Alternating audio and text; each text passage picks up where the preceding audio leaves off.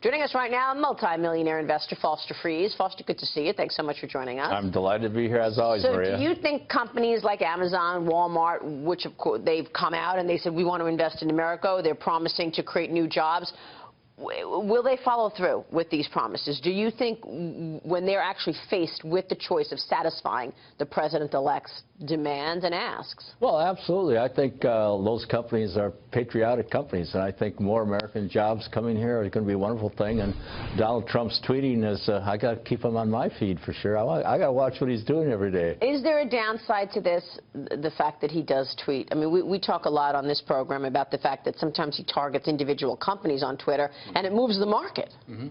Well, I think his tweeting has changed the whole dynamic. A lot of my friends, older friends, don't tweet or Facebook, and I think we ought to have a bunch of young kids teach us how to do it because it's changed the world. I mean, he was able to go around the media big time just by using his tweets. 28 million followers? Yeah, wow. Pretty amazing. It's here to stay. You know, as a frustrated politician, the best thing for you to be able to do is go straight to your constituents without going through that filter that's going to slant it one way or the other, and then get somebody who's not, say, equal to a president in stature, have them respond. I love the idea that the president is using Twitter. I think he should continue doing it. And there are some people, Dagan, who like it. I mean, on Twitter, I had asked my followers, what do you think about the tweeting of the president-elect? And they said, let him keep doing it. He's speaking directly to me. Unless you're a business owner that's the target of his tweets, or even in an industry, potentially, that's the target of his tweets.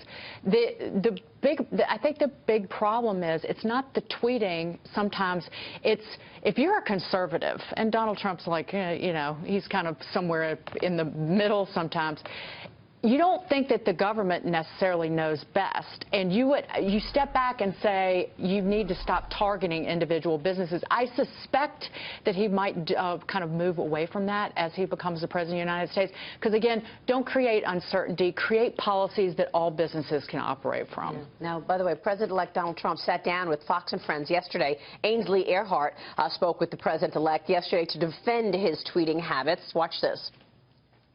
I don't like tweeting. I have other things I could be doing. But I get very dishonest media, very dishonest press.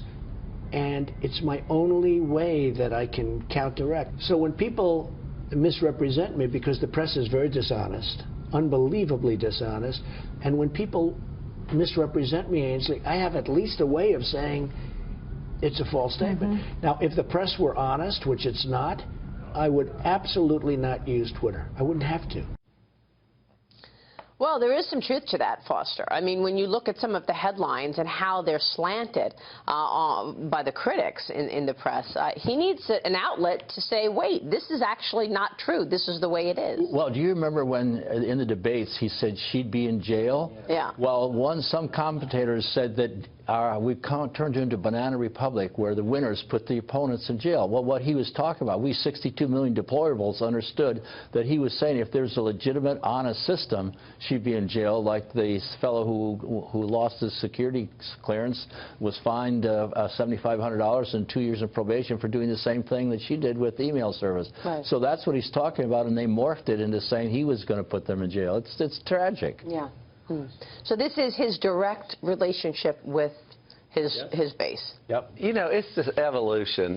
You know, the fireside chats that Roosevelt had going straight to the American people. This is a modern version of it. And I think it's great. It's interactive. And then if you look at Kellyanne Conway and Rice Priebus and Sean Spicer, they all have Twitter accounts now. And everybody else does. But I think it's very, very productive. Where it goes, it will evolve. I do agree with Dagan. Boy, you could really have an insider trading thing where, okay, tomorrow the president's going to tweet against some cost overrun on a defense contractor and, you know, buy short. That's Foster's area. I don't know that much about it. I only hammer him on this because if it was President Obama, I would be unrelenting in my criticism of him, because I think it's a bad idea when you destroy wealth and attack individual companies and impact the stock market by what you say or what you might tweet. And again, like yesterday, stocks were down. The dollar fell the most it has since last June. Yeah. And that wasn't even Twitter. Those were comments about weak dollar comments from Donald Trump in the Wall Street Journal. And yesterday in the Journal, that's right. He said, you know, the dollar is too strong and it's killing us. And of course, then we saw the dollar trade down and equities followed suit. That's the top story in the Journal today. Dollar sinks as Trump talks it down. Yeah, and we talked about it yesterday when we saw it in the piece. I was like, did he really say that? So we talked about it all morning yesterday, actually, and here it is, the top story in the Journal. Now, one company on the receiving end of Trump's Twitter criticism has been Boeing, right? So the CEO of the aerospace manufacturer suggested that a possible deal with after his meeting with the president-elect yesterday. Listen to this. I'm very encouraged by today's progress. I think it'll be in the very near term. And again, we're on the same page, providing best capability for lowest cost. Together, we're working through simplifying the requirements and streamlining the process and applying commercial best practices. That's going to lead to substantial cost reductions. So this is something that we're working together, and I appreciate the teamwork approach on this. I think it's the right way to do business. So initially, Donald Trump tweeted that Air Force One is just too expensive. The costs are out of control. He slammed Boeing last month on Twitter. The stock moved. Now, it actually looks like it's working in his favor because there's the CEO of Boeing going to Trump Tower talking about bringing the cost down, Foster. I think he is absolutely genius and thinks he's accomplished already before he's even president.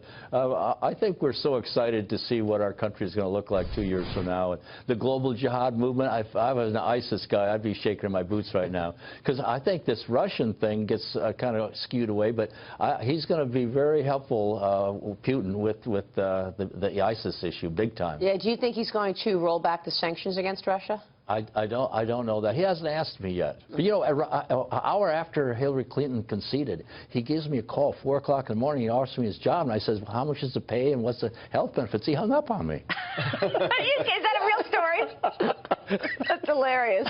But as a business guy, what's most important out of the policies that you want to see coming out of the Trump administration? Well, when you look at, we have a 38, 39%, third highest tax rate in the world. And I don't like when he talks to drive it to 15%. What he ought to say, we're going to bring it more in line with the rest of the world. And you have a situation where Russia and China are like 24, 20%. The Eurozone is 24%. If we just brought that back into the zone, that could be very important for our country. Tax reform. And the GOP plan calls for 20% corporate tax rate. So we'll see where it ends up.